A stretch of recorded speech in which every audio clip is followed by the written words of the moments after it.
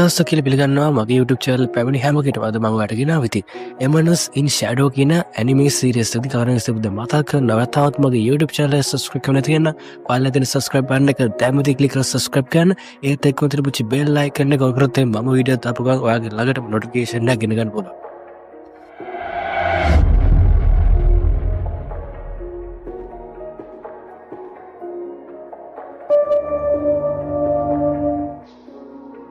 මේ කතා පටන් ගන්නේ ක්ලෙයා කියන ගෑල්ලමයා ගෙදරින්. මේ ගෑල්ලමයා ගොඩක් පොහොසත් පවුල කෙන ගෑල්ලමෙක්. මෙයා තමයි යාගේ ඉස්කෝලේ දක්ෂම ශිෂ්‍යයා. මෙයාට පොඩ්ඩක් යාගේ ඉස්කෝලේ පොඩ්ඩක් ලේට් වෙලා තිනවා යන්න. ක්ලෙයා ඉතින් ඉක්මනටම ඩයස් වෙලා ඉස්කෝලේට යන්න හදනවත් එකම යාගේ දොර ඕපන් කරනවත් එකම එයාට තේරෙනවා මොකක් හරි සිදුවීමක් ගැන මතක් වෙනවා. ඒත් එක්කම එයා ගොඩක් බය වෙනවා. වුණත් එයාගේ ගණන් ගන්න නැතුව ඉස්කෝලේ පාරක් වෙලා තියෙන නිසා යාගේ වාහනයකට යන්න පටන් ගන්නවා. ක්ලෙයා ගොඩක් සල්ලිකාරයෙක් ගෙදරකින් පැවතෙන හින්දා ක්ලෙයාව කිඩ්නැප් කරන්න යාගේ පස්සේ මංකොලු කාරු ටිකක් ෆලෝ කරනවා. මේ වෙලාවේදී මේ මංකොලු කාරු try කරන්නදී ඒගොල්ලන්ට අවස්ථාව කෙනෙක්. ක්ලෙයාගේ වාහනේ ඉන්න ඩ්‍රයිවර් ඉන්නේ හින්දා ඒගොල්ලන්ට අවස්ථාවක් ලැබෙන්නේ නැහැ. ක්ලෙයා මේ වාහනේ බහිනවත් එක මුළු ඉස්කෝලේද බාහිර භාගයක් පිරිමි ළමයි වගේම ගෑනු ළමයි ඈතියා බලනවා. මොකද එයා ඇඳගෙන ඇඳුමුතින් ලස්සනත් එයා එන වාහනයකින් හින්දා තමයි මෙයාට මෙච්චර ගොඩක් ලොකු ප්‍රේක්ෂකත්වයක් තියෙන්නේ. හැමෝම ඉතින් ක්ලෙයාට උදේ පාන්දර ඉතින් එයාට good morning කියන්නේ ඉතින් හැමෝම පේලියක් හැදලා තමයි ඉන්නේ. හැබැයි එක පිරිමි ළමයි ක්ලෙයා වෙඩි ගණන් ගන්නෑ. එකොල්ලා ඉතින් ක්ලෙයා ගැන පොඩ්ඩක් ගණන් ගන්න තු ඉන්නවා. මේක ක්ලෙයාට අල්ලන්න ක්ලෙයා කල්පනා කරනවා මේ කොල්ලා ඊයට ඇට්‍රැක්ෂන් වෙන්නේ නැති කියලා. මේ වෙලාවේ ක්ලෙයා තීරණය කරනවා මෙයා මාත් එක්ක කතා කරන්න නැත්නම් මං හරි කතා කරනවා මෙයා මාව දැක්කේ නැද්ද දන්නේ නැහැ කියලා හිතලා ක්ලෙයා කතා කරනවා. ක්ලෙයා කතා කළාට පස්සේ මේ කොල්ලා ඉතින් එයාට වචන දෙක තුනකින් විතර උත්තර දීලා එයා කියනවා මට හදිස්සි වැඩක් තියෙනවා. ඒක හින්දා මං දැන් යනවා කියලා කියනවා. මොකද මට දැන් ඔයත් එක්ක කතා කරන්න වෙලාවක් නැහැ කියලා මෙයා මගල්ල යන්න යනවා. ක්ලෙයා යාගේ ක්ලාස් එකේ වාඩිනාට පස්සේ ක්ලෙයාගේ විස්තර අහන්නේ යාගේ පන්තියේ භාගයට භාගෙම කට්ටිය ඉනවා. ආවට පස්සේ ක්ලෙයා අහනවා ඉතින් එයා මොනවද කෑවේ එයා මොනට ආස හැම එකක්ම අහනවා. ක්ලෙයා ඉතින් හැම එකටම ඉතින් හරි ලස්සනට උත්තර දෙනවා. මේකෙදි මේ කොල්ලට වැඩි අල්ලන්නේ මේ කොල්ලගේ නම තමයි සිඩ්. මේ සිඩ් තමයි අපේ කතාවේ මේන් කැරක්ටර් එක. සිඩ් කල්පනා කරන්නේ කොයි වෙලාවෙද ක්ලාස් ඉවරනේ. මොකද මේගොල්ලෝ මේ ක්ලෙයාගෙන් අහන ප්‍රශ්න වලට සිඩ් දැන් එපා වෙලා තියෙන්නේ. ටිකලා ගියාට පස්සේ ක්ලාස් වුණාට පස්සේ සිඩ් තීරණය කරනවා යාගේ ප්‍රේතම වැඩේ කරන්න. සිඩ් හම්බ වෙනවා සංගීත කාමරෙත් තිබිලා පියානෝ එකක්. සිඩ් කරන්නේ මේ පියානෝ එක වාදනය කරන එක. වාදනය කරන ගත්තට පස්සේ මුළු ඉස්කෝලේටම මේකේ සද්ද එන පටන් ගන්නවා. මේ සද්දේට පටන් ගත්තට පස්සේ හැමෝම කල්පනා කරනවා කවුද මේ ලස්සනට මේක වාදනය කරන්න කියලා. ඉස්කෝලේ යනට පස්සේ ක්ලෙයා කෝල් කරනවා ක්ලෙයාගේ ඩ්‍රයිවර්ට. ඩ්‍රයිවර් ෆෝන් එක ආන්සර් කරන්නේ නැහැ. ඒ වෙලාවෙදී ක්ලෙයා කල්පනා කරනවා ඇයි ඩ්‍රයිවර් ෆෝන් එක ආන්සර් කරන්නේ නැහැ. මොකද විතර කලින් කිසි වෙලාවක එයා ක්ලෙයා කතා කරාට පස්සේ ඩ්‍රයිවර් ෆෝන් එක ආන්සර් කරන්නේ නැතුව ඉඳලා නැහැ. ඩ්‍රයිවර් මේනටත් මංකොඩ කාරු ටික අල්ලලා මේ මංකොඩ කාරු ටික ඩ්‍රයිවර්ට හොඳටම ගහනවා. ගහලා ඉවර කරලා ඩ්‍රයිවර් නැගිට ගන්න බැරි විදිහටම ගහනවා. මොකද මේගොල්ලෝ මේ පහර දෙන හේතුව තමයි එදා රාත්‍රියේ මේගොල්ලෝ ටාගට් කරලා තියෙන ක්ලෙයාව කිඩ්නැප් කරනවා කියලා. ක්ලෙයාව කිඩ්නැප් කරන්න බෑ ඩ්‍රයිවර් ඉදියොත් එන්න. මොකද ඩ්‍රයිවර් එක මෙයා වැඩි කරන්න බැරි හින්දා ඩ්‍රයිවර් මේගොල්ලෝ ඉතින් ගහලා මෙයාව සලන්ඩර් කරලා දාලා තමයි ක්ලෙයා ගාවට යන්නේ. ක්ලෙයා තීරණය කරනවා ඩ්‍රයිවර් නැති හින්දා ඩ්‍රයිවර් යාගේ තාත්තගේ හදිස්සියෙන් ගමනක් යන්න ඇති කියලා හිතලා මෙයා තීරණය කරනවා පයින් ගෙදර යනවා කියලා. හිතලා එයා පයින් යනවා. පයින් යනකොට ටික දුරක් යනකොට ක්ලෙයාට තේරෙනවා ක්ලෙයාගේ පස්සෙන් කවුරු කෙනෙක් ෆලෝ කරනවා කියලා. ක්ලෙයා ගොඩක් කලබලලා පවස්සරක් හැරලා බලුවට පස්සේ ක්ලෙයා කිසිම කෙනෙක් දකින්නේ නැහැ. ක්ලෙයා ඉස්සරහා හැරෙනවත් එකම ක්ලෙයා දකින්නවා ඉතින් ක්ලෙයා ඉස්සරහා මංකොල කාරයෙක් ඉන්නවා. ක්ලෙයා උත්සාහ කරනවා මේ මංකොල කාරයාගේ බේරලා දුවන්න. ඒ වුණාට ක්ලෙයාට හැකියාවක් ලැබෙන්නේ නැහැ මේගොල්ලෝගේ බේරන්න. මොකද මේගොල්ලෝ වාහන වලින් ඇවිල්ලා තියෙන මෙතන දෙන්නෙක් ඉන්නවා. ක්ලෙයාව මේ දෙගොල්ලෝ කිඩ්නැප් කරනවා. කිඩ්නැප් කරලා ක්ලෙයාව ගැට ගහලා තිනවා. ඒ වෙලාවේදී ක්ලෙයාව සිහි නැති කරන වෙලාවේදී ක්ලෙයාට තේරෙනවා කවුරු කෙනෙක් එයා දිහා බලන් ඉන්නවා කියලා. හරියට නිකන් සිඩ් වගේ තමයි එයා දකින්නේ. මේ මිනිස්සු දෙන්න නිකම්ම මංකොල්ල කාරෝ දෙන්නෙක් නෙමෙයි. මේ දෙන්න භයානක මිනි මරෝ දෙන්නෙක්. මේ මර්ඩර් ස්ටඩි කරන්නේ ඉතින් ක්ලෙයා වරන් කියලා හිර කරනවා පාලෝ සයිට් එක. සයිට් එක හිර කරලා දාලා ඉවර වෙලා ක්ලෙයාට සිහිය නැගලා ඉන්නවා. ක්ලෙයාට සිහිය ආවට පස්සේ මේ මර්ඩර් කියන පටන් ගන්නවා. අපි වට සිහිය නැගන් තමයි ඉතින් ඔයාගේ තාත්තට ගොඩක් සල්ලි තියෙන බව අපි දන්නවා කියලා කියනවා. ඒකින්ද තමයි කියලා කියනවා අපි ඔයා මේ විදිහට කිඩ්නැප් කළේ. ඒකට සමා වෙන්න කියලා කියනවා.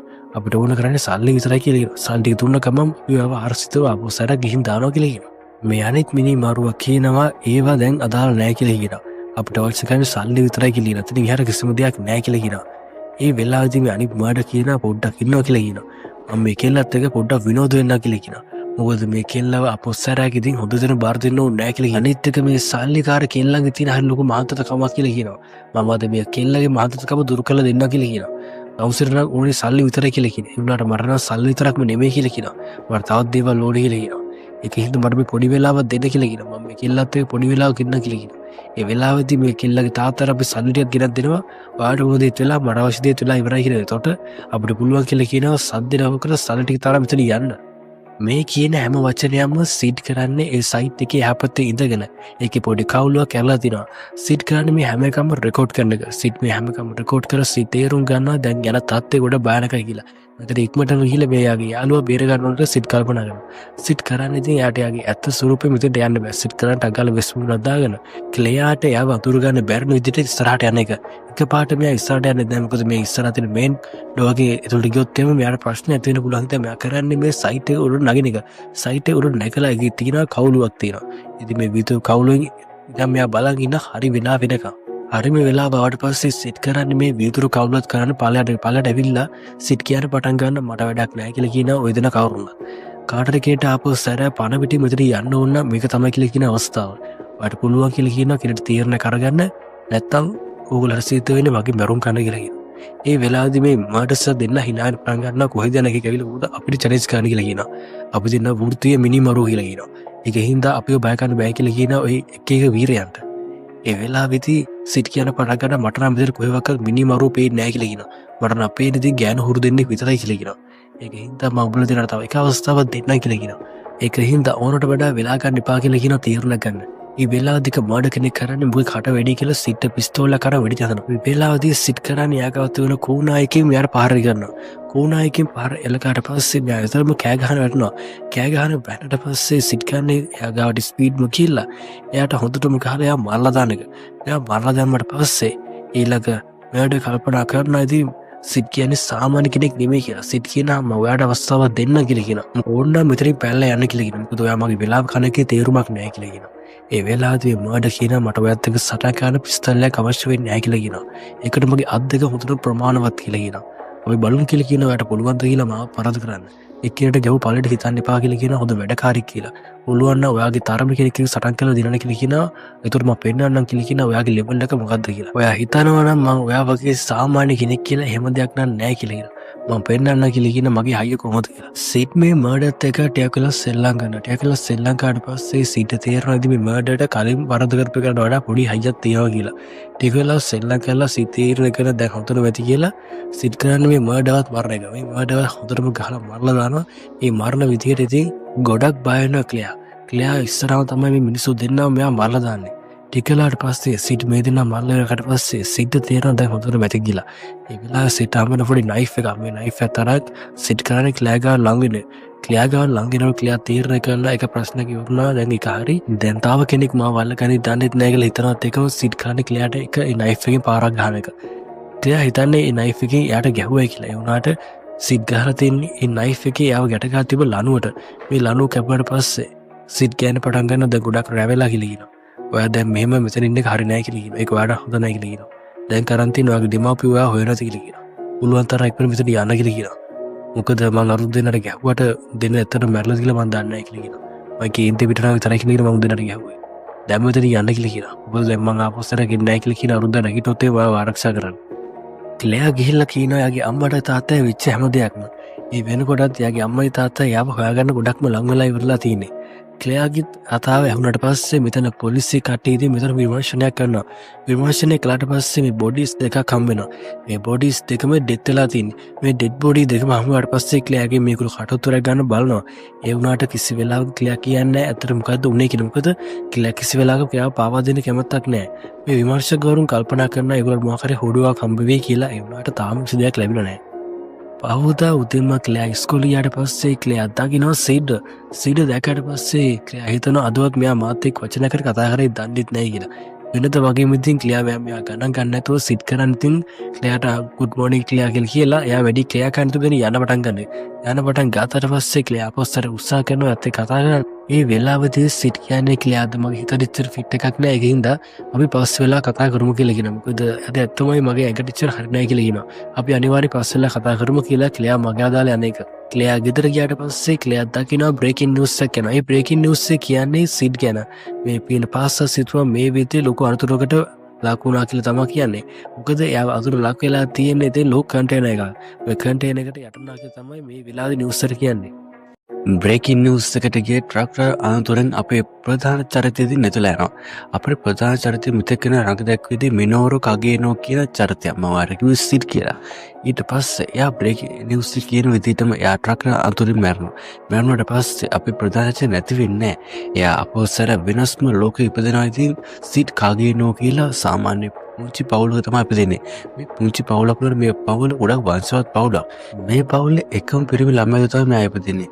මෙයායි පවුල එකම පිරිමි ළමයිට ඉපදෙනවත් එක්කම මෙයාට ළඟින් ඥාති වෙන තව සහෝදරියක් ඉන්නවා. එයා මෙයාට වඩා ගොඩක් වැඩිම. එයාගේ නම, එයාගේ පෙනුම හරියටම සිඩ් මැරෙන ඉස්සෙල්ලා බේරගත්ත සිඩ්ගේ යාළුවා ක්ලෙයා වගේ. ක්ලෙයා මේ ආත්මෙදී ඉපදිලා තින්නේ එයා ළඟින්ම එයාගේම අක්ක විදියට. සිට්ට පොඩිකාලන් හැකියාවක් ලැබෙනවා කෙනෙක්ගේ බාහිර පෙනුම දිහා බලලා එයාගේ අභ්‍යන්තරය කොයි වගේද කියලා දැනගැනීමේ හැකියාව සිට ලැබෙනවා. සිට් පුංචි කාලේ ගොඩක් දක්ෂ විදිහට ආස කරන පරිසරම් වලට සිට් ඒ වුණාට සිට් එයාගේ හැකියාව සම්පූර්ණයෙන්ම පෙන්වන්නේ නැහැ. නිතරම සිට් එයාගේ තියෙන දක්ෂතා හංගල තමයි තියාගන්නේ. ඒ වුණාට සිඩ්ගේ අක්කා නම් නිතරම ඉතින් යාගේ දක්ෂතාව ඕනත් වඩා පෙන්නනවා. ඒකේ හුඟක් කට්ටිය මෙයා ආකර්ෂණය කරගන්න වැඩි. මේ දේවල්දී සිඩ් දකින්නවා. සිඩ් දැක්කට පස්සේ සිඩ් ඉතින් එයා අක්කාගේ තියෙන වැඩවලට අපුලියක් එම ගහලා නිතරම අක්කා උස්සලා තියෙනවා. ඒ වුණාරදී සිඩ්ගේ අක්කා ඉතින් සිඩ් වැඩි ගණන් ගන්නෑ. මොකද එයා කරන දේවල් සිඩ් කරන්න බෑනේ. ඒකද සිඩ් වැඩක් නැහැ. ඒක තමයි යාගේ අක්කා හිතන්නේ නිතරම. සිඩ්ට විනෝද වෙන්න ඕනාට පස්සේ සිඩ් කරන්නේ ඉතින් මිනිස්සුන්ගේ ලේ වලින් සෙල්ලම් කරන එක. එයාගේ අක්කා දන්නේවත් නැහැ සිඩ් මේ වගේ වැඩ කරනවා කියලා. එහෙම දන්නවනම් එයාගේ අක්කා මේ සිඩ්ගේ නම ඇහුවාමත් බය වෙනවා. සිඩ් ඉතින් මේ මිනිස්සුන්ගේ සල්ලි, මේ මිනිස්සු ගාවින සත්තු, ඒ සේරම සිඩ් කියලා මිනිස්සුන්ව මරලා ඒව හොරගම් කරනවා. හොරගම් කළා සිඩ් කියන පුළුවන් තරම් දුවන්න කියලා කියනවා. ඕගොල්ලෝ කොච්චර දිනුවත් වැඩක් වෙන්නේ නැහැ කියලා කියනවා. එක්කෝ මට යටත් වෙන්න ඕන කියලා කියනවා, නැත්නම් මට විරුද්ධ නොවෙ ඉන්න ඕන කියලා කියනවා. මේ මිනිස්සු උත්සාහ කරනවා සිඩ් නතර ගන්න. ඒ වුණාට කොච්චර මිනිස්සු ප්‍රමාණයක් ආවා සිඩ් කරන්නේ මේ මිනිස්සු ඔක්කොම කෑලි කපලා දාන එක. සිඩ් කරන්නේ මේ මිනිස්සු ගාව තිබ්බ සල්ලි, මේ රත්තරන් හැම එකම අරගන්න එක. අරගත්තට පස්සේ සිඩ් කල්පනා කරනවා මේ දේවල් ටික හොඳට ප්‍රමාණවත් කියලා කියන මගේ ඉස්සරහා වැටි කරගන්න. ඒ වෙලාවේදී සිඩ් හම් වෙනවා මේ මිනිස්සු ගාව තිබිලා විකෘති සතෙක්. මේ විකෘති සතාවත් සිඩ් කල්පනා කරනවා මට පුළුවන් කියලා කියන මෙයාගලුත් වැඩ ගන්න. මම හිතේ තියෙන මෙයා භයානක සතෙක් කියන මම මෙයාව ලස්සන කෙනෙක් කරන්න කියලා. සිඩ් කරන්නේ මේ විකෘති සතාට යාගේ බලය දෙන එක. බලෙන් පොඩ්ඩක් දීලා එයාගේ බලයට අවශ්‍ය කරන විදියට මෙයාව හැඩගස්සා ගන්නවා. හැඩගස්සා අරගෙන සිඩ් අරගෙන පාරු ගෙදරකට. පාලු ගෙදරකට මෙයාව අරන් ඇවිල්ලා සිඩ් කල්පනා කරනවා මෙයාට මොන වගේ පෙනුමක් දෙන්න කියලා. ඒ මෙහිදලා සිඩ් යාගේ මායා බලය පාවිච්චි කරලා මෙයාව ලස්සන ගෑල්ලමයි කරනවා. හරියට සුරේක වගේ. සුර පෙනුමක් තමයි මෙයාට ලැබෙන්නේ. දැන් පස්සේ සිඩ් කියනවා අද දැන් ඔයා මට බාරයි කියලා කියනවා. අද දැන් ඔයා මට වැඩ කරන්න ඕන කියලා කියනවා. සිඩ් මේ කතා කරුණට පස්සේ මේ සුරගෙල් අහනවා ඇයි අහනවා මම ඔයාට වැඩ කරන්නේ. ඒ වෙලාවේදී සිඩ් කියනවා මමයි කියලා කියනවා ඔයාව නිර්මාණය කළේ. කලින් තිබුණ පෙනුමට වඩා ගොඩක් ලොකු ලස්සන පෙනුමක් කියලා කියනවා ඔයාට දැන් ලැබිලා තියෙන්නේ. මම ඔයාට මේ පෙනුම ලබා දීලා තියෙන්නේ නිකන් නෙමෙයි කියලා කියනවා. ඔයා ওই පෙනුමේ මට උදව් කරන්න ඕනේ කියලා කියනවා. මොකද මට දැනගන්න ඕන ගොඩක් දේවල් තියෙනවා කියලා කියනවා. ඒ දේවල් ටික දැනගන්න මට ඔයාගේ උදව් ඕනේ කියලා කියනවා. ඒ දේවල් ටික දැනගන්න මට ඔයාගේ පෙනුම අතිශයින් වැදගත් කියලා කියනවා. මොකද මම වැඩ කරන තැන හුඟක් ඉන්නේ සේවිකාව කියලා කියනවා. ඒ සේවිකාවක් විදියට ඔයාට වෙස්වලාගෙන යන්න වෙනවා කියලා කියනවා. එතනින් ගියාට පස්සේ කවුරුවක්වත් මාව සැක කරන්නේ නැහැ කියලා කියනවා. මොකද මම මේගොල්ලෝ සැක කරන්න බැරි විදිය තමයි කියලා කියනවා. එතන රඟපාන්නේ. ඔයාට කරන් තියෙන්නේ මම පවර රාජකාරිය කරන එක විතරයි කියලා කියනවා. ඒක හරිම ලේසියි කියලා කියනවා. මොකද මමත් ඔයා දිහා බලන් කියනවා ඉන්නේ. හැබැයි එක දෙයක් මත තියා ගන්න කියලා කියනවා. කිසි වෙලාවක මට විරුද්ධ වෙන්න උත්සාහ කරන්න එපා කියලා කියනවා. ඒ වුණොත් එම කලින් තිබුණ පෙනුමක්වත් ඔයාට ආපොස්සරක් හිමි වෙන එකක් නැහැ කියලා කියනවා. ඒ කියන්නේ ඔයාව සම්පූර්ණයෙන්ම දූලි බවට පත් කරනවා කියලා කියනවා. ඒක තමයි කියලා කියන මගේ විදිය. මේ වෙලාවේදී මම සොරකෙල් අහනවා මං එකට එකයි කියලා කියනවා. එහෙනම් ඔයාම නමක් දෙන්න ඕනේ නේද? සිඩ් කියනවා මං දන්නවා කියලා කියනවා ඔයාට දෙන්න පුළුවන් හොඳම නම. ඒක තමයි කියලා කියනවා ඇල්ෆා. ඊට පස්සේ ඔයා නිකන් සතෙක් නෙමෙයි කියලා කියනවා. ඔයා මගේ ටීම් එකේ සමාජිකාවක් කියලා කියනවා. ඔයාගෙන් තමයි කියලා කියන මම මගේ ටීම් එක නිර්මාණය කරන්න පටන් ගන්නෙ. ඔයත් එක්ක තව ටීම් එක කට්ටිය වැඩි වෙයි කියලා කියනවා. ඒ වැඩි වීමත් එක්ක අපි මේ ප්ලෑන් එක ලස්සනටම කරන්න යන්න කියලා කියනවා. පහුවදා උදේම සිත් තීරණය කරනවා එයාගේ අකත් එක්ක කඩුසටහන ප්‍රැක්ටිස් කරන්න ඕනේ කියලා හිතලා. එයාගේ අකත් එක්ක එයා කඩුසටහන ටික ප්‍රැක්ටිස් කරනවා. සිත් ඕන තරම් වෙලාව තියෙනවා එයාගේ අකට පහර දෙන්න. ඒ වුණාට සිත් ඉතින් එයාගේ අකට පහර දෙන්නේ නැහැ. ඉතින් එයාගේ අක්කා කරන්නේ සිඩ් ගොඩක් ලේසි පරද කළේ. ගොඩක් ලේසි සිඩ් පරද ගන්නට පස්සේ එයාගේ අක්කා හිතනවා සිඩ් කවදාකවත් ඉගෙන ගන්නේ නැහැ කියලා. සිඩ් කල්පනා කරනවා ඉතින් ඇත්තටම අක්කේ මට නම් ඔයාව කවදාකවත් පරද ගන්න හැකියාව ලැබෙන එකක් නැහැ කියලා කියනවා. ඔයා මට හිතා ගන්න බැරි විදිහට ඔයා ගොඩක් දක්ෂයි කියලා කියනවා. සිඩ් එයාගේ කාලේ නතර කරලා ක්ලෙයාගේ බෙල්ලට පොඩි කඩු පාරින් පොඩි තට්ටුවක් දැම්ම. මේ තට්ටුවේදී ක්ලෙයාට තේරලා තියෙනවා මොකද වෙලා තියෙනවා කියලා උනාට එයා ඉච්චර හිතන්නේ නැහැ ඒ ගැන. ටික වෙලා ගියාට පස්සේ ක්ලෙයාට ඉතින් එයාගේ සේවිකාවක් ඇවිල්ලා කියනවා මිස් ඔයාගේ කාමරේ කවුරු කෙනෙක් ඇවිල්ලා අස් කරනවා කියලා. ඒකෙන් හින්දා චුට්ටක් ගිහලා බලන්න කියලා කියනවා. ඊට පස්සේ ක්ලෙයා කියනවා සිට් මට හදිස්සියේ පොඩි ගමනක් තියෙනවා යන්න. මම යනවා කියලා කියනවා ආපස්සට ගෙදරට. ඔයත් මාත් එක්ක එනවා දිලාන. ඒ වෙලාවේ සිට් කියනවා මට දැන් එනර්ජියක් නැහැ කියලා කියනවා. මොකද මගේ තාත්තෙන් ඊතරම් අවුල් කියලා කියනවා. සිග්ගේ අක කියන අපස්සරයක් මම එනවා කියලා කියන. ඒ වෙලාවේ පුළුවන් කියලා කියන අපිට අපස්සරයක් අඩු සටන් ප්‍රැක්ටිස් කරන්න. සිත් කියනවා ඒක නම් ගොඩක් හොඳයි කියලා කියනවා. කොහොම මට අද ඔයත් සටන් කළා මදි කියලා කියනවා. ඔයා ඉක්මනට එන කියලා කියනවා මම මෙතනලා එන්නම් කියලා කියනවා. සිග්ගේ අක්කා ඉතින් ගියායි කාමරේට ගියාට පස්සේ යා කාමරේ ඉතින් කවුරු කෙනෙක් ඇවිල්ලා සර්ච් කරනවා. ඒ විතරක් නෙමෙයි සිඩ්ඩි පවුල් කට්ටියත් එක්ක ගා ෆොටෝ එකත් මෙයා කල්ලා දාලා. මෙයා ගොඩක් ලෝකේන්ති තමයි දැන් කෑ ගහන්නේ.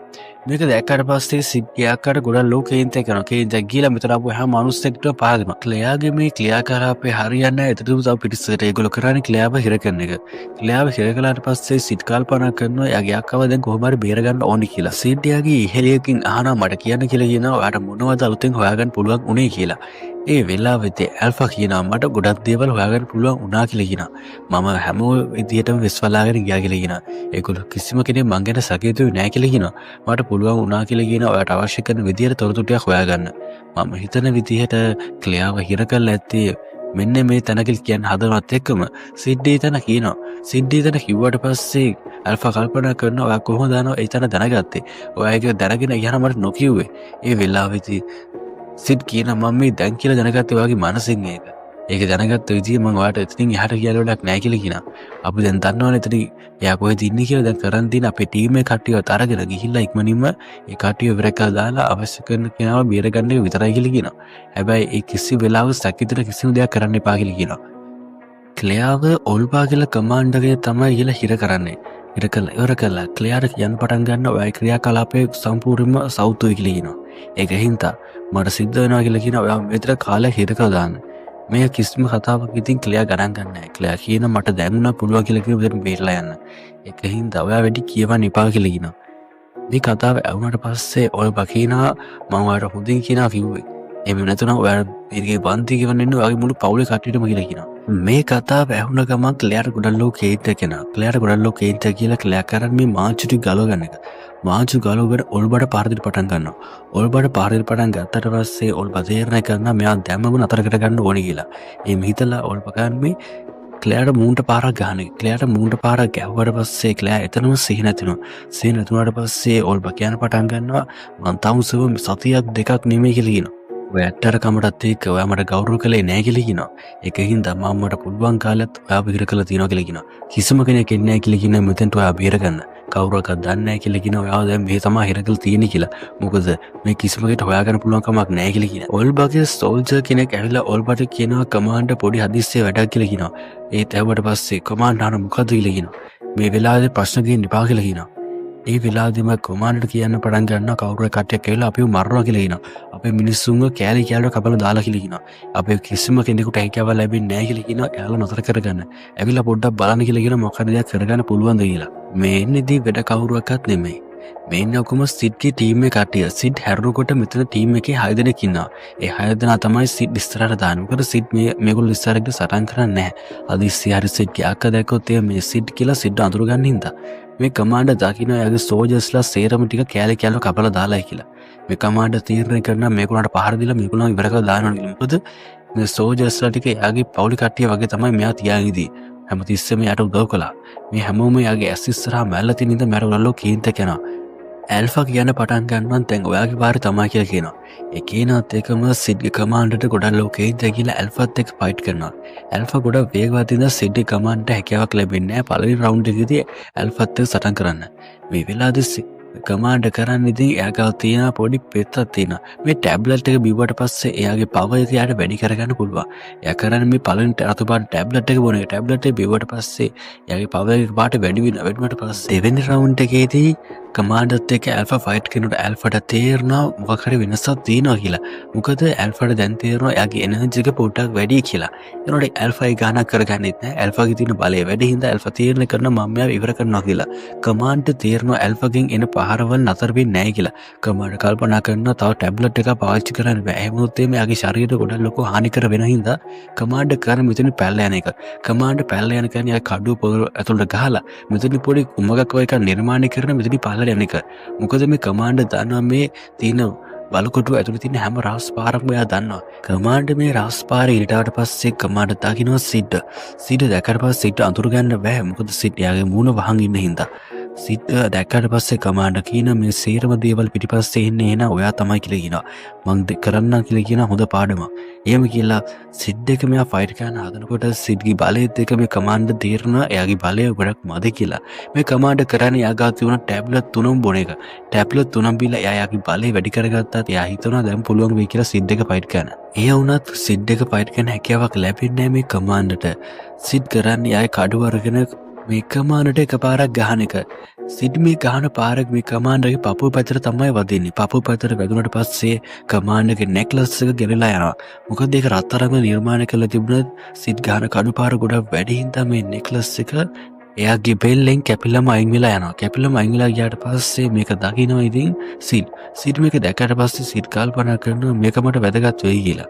එහෙම කියලා ඉතලා සිඩ් කරන්නේ මේක සාකුවේ දාගෙන එක. සිඩ් මේක සාකුවේ දාගෙන සිඩ්ගේ ටීම් එක කෙනෙක්ට කියනවා එයාගේ අක්කව නිදහස් කරන්න කියලා. එයාගේ අක්කව නිදහස් කරලා එයාගේ අක්කට සිහිය එන්න ඔන්න මෙන්න තීතේ සිඩ් කියනවා දැන් අපි යන් කියලා කියනවා. හදිස්සි හරි අක්කා අපිව දකින්න එක එච්චර හොඳ නෑ කියලා කියනවා. එහෙම කියලා සිඩ් කරන්නේ එයාගේ අක්කා ගෙදරින් ඉස්සෙල්ලා එයා යන එක. එයා ගෙදරට ගිහිල්ලා එයා නිකන් මුකුත් උන්නේ නැහැ වගේ ඉන්න පටන් ගන්නවා. මේ දේ දැක්කට පස්සේ සිඩ්ගේ අම්මයි තාත්තයි දෙන්නම ගොඩක් කලබල වෙනවා. කලබල වුණාට පස්සේ සිඩ්ගේ අක්කා තීරණය කරනවා තවදුරටත් එයා මේ ඉන්නේ නැහැ කියලා. එයා තීරණය කරනවා මෙහෙන් දාලා යන්න ඕනේ කියලා තරම්. මේ වෙලාවදී සිඩ්ගේ අක්කා යන තීරණය කරාට පස්සේ සිඩ්යා බලනවා. සිඩ්ගේ බැලුවට පස්සේ සිඩ් කියනවා එනවා පරිස්සමෙන් ගිහිල්ලා එන්න කියලා කියනවා. අපස්සරක් එන්න කියලා කියනවා මම ඔයා වෙනුවෙන් බලන් ඉන්නවා කියලා කියනවා. මේ කතාව ඉතින් සිඩ්ගේ අක්කට ඇහුණා. සිඩ්ගේ අක්කා මේ පොඩ්ඩක්වත් ගණන් ගන්න නැහැ. මොකද සිඩ්ගේ අක්කාට සිඩ් එකත් මල පැලා තියෙනවා. මොකද ඒකට හේතුව සිඩ්ගේ අක්කා එච්චර අමාරුවෙන් ගෙදර ආවට පස්සේ සිඩ් ඒක බිබී ආසල්ලගේ ඉදුප එක තමයි ඉතින් එකම ප්‍රශ්නේ.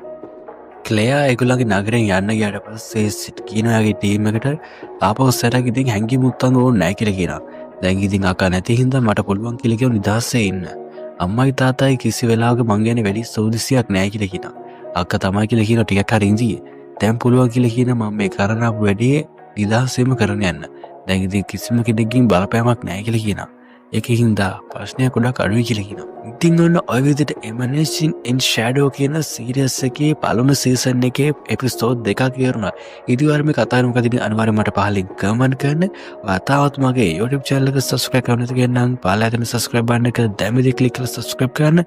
ඒත් එක්ක උතන පුංචි bell icon එක ඔල් කරොත් මම වීඩියෝ දාපු ගමන් ඔයාගේ ළඟටම notification එක ගෙන ගන්න පුළුවන්.